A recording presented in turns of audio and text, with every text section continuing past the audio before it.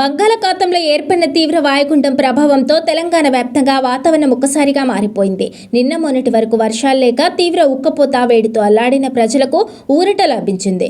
రాష్ట్ర వ్యాప్తంగా పలు జిల్లాల్లో వర్షాలు దంచుకొడుతున్నాయి. ఉత్తర తెలంగాణ జిల్లాలతో పాటు గ్రేటర్ హైదరాబాద్, మేడ్చల్, మల్కాజ్గిరి, రంగారెడ్డి, వికారాబాద్, కామారెడ్డి, మెదక్ తదితర జిల్లాల్లో విస్తృతంగా వర్షాలు కురుస్తున్నాయి. మంగళవారం రాష్ట్రంలో అత్యధికంగా ఆదిలాబాద్ జిల్లా ఇంద్రవెల్లి మండలం హీరాపూర్లో 5.8 సెంటీమీటర్లు, తాంసీ, తలమడుగు, ఇచ్చోడ ప్రాంతాల్లో భారీ వర్షపాతం నమోదైంది.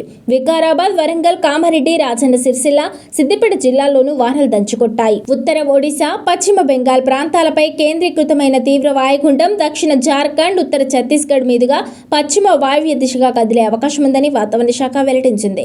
రుతుపవన ద్రోణి ఆగ్నేయ దిశగా ఈశాన్య బంగాళాఖాతం వరకు విస్తరించడంతో రాష్ట్రంలో భారీ వర్షాలు కురుస్తాయని హెచ్చరించింది.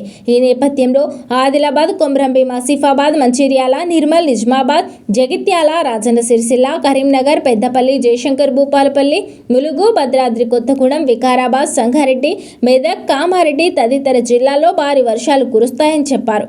ఈ మేరకు ఆయా జిల్లాలకు వాతావరణ శాఖ ఎల్లో హెచ్చరికలు జారీ చేశారు. గురు, శుక్రవారాల్లోనూ రాష్ట్ర వ్యాప్తంగా తేలికపాటి నుంచి మోస్తరు జల్లులు పడే అవకాశం ఉందని చెప్పారు. హైదరాబాద్ నగరంలో మంగళవారం సాయంత్రం భారీ వర్షం కురిసింది. దీంతో లోతట్టు ప్రాంతాల్లో జలమయమయ్యాయి. పలు ప్రాంతాల్లో ట్రాఫిక్ జామ్ ఏర్పడి వాహనదారులు తీవ్రంగా ఇబ్బందులు పడ్డారు. రాత్రంతా జల్లుల వాన కురుస్తూనే ఉంది. ప్రస్తుతం కూడా హైదరాబాద్ నగరంలో జల్లులు కురుస్తూనే ఉన్నాయి.